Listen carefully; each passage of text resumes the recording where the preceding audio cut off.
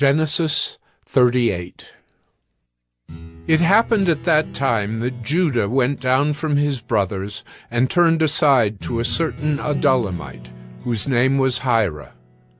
There Judah saw the daughter of a certain Canaanite, whose name was Shua. He took her and went in to her, and she conceived and bore a son, and he called his name She conceived again and bore a son, and she called his name Onan. Yet again she bore a son, and she called his name Shelah. Judah was in Chezib when she bore him. And Judah took a wife for his firstborn, and her name was Tamar. But Judah's firstborn, was wicked in the sight of the Lord, and the Lord put him to death. Then Judah said to Onan, "Go into your brother's wife, and perform the duty of a brother-in-law to her, and raise up offspring for your brother." But Onan knew that the offspring would not be his. So whenever he went in to his brother's wife, he would waste the semen on the ground, so as not to give offspring to his brother. And what he did was wicked in the sight of the Lord, and he put him to death also. Then Judah said to Tamar, his daughter-in-law, "Remain a widow in your father's house, till Shelah my son grows up." For he feared that he would die like his brothers. So Tamar went and remained in her father's house. In the course of time the wife of Judah, Shua's daughter, died. When Judah was comforted, he went up to Timnah to his sheep-shearers, he and his friend Hira the Adullamite. And when Tamar was told, "Your father-in-law is going up to Timnah to shear his sheep," she took off her widow's garments and covered herself with a veil, wrapping herself up, and sat at the entrance to Enaim, which is on the road to Timnah. For she saw that Shelah was grown up, and she had not been given to him in marriage. When Judah saw her, he thought she was a prostitute, for she had covered her face. He turned to her at the roadside and said, "Come, let me come in to you."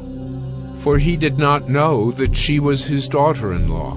She said, "What will you give me, that you may come in to me?" He answered, "I will send you a young goat from the flock." And she said, "If you give me a pledge, until you send it." He said, "What pledge shall I give you?" She replied, "Your signet, and your cord, and your staff that is in your hand." So he gave them to her and went in to her, and she conceived by him. Then she arose and went away, and taking off her veil, she put on the garments of her widowhood. When Judah sent the young goat by his friend the Adullamite to take back the pledge from the woman's hand, he did not find her. And he asked the men of the place, "Where is the cult prostitute who was at Enaim at the roadside?" And they said, "No cult prostitute has been here." So he returned to Judah and said, "I have not found her. Also the men of the place said, no cult prostitute has been here." And Judah replied, "Let her keep the things as her own, or we shall be laughed at. You see, I sent this young goat, and you did not find her."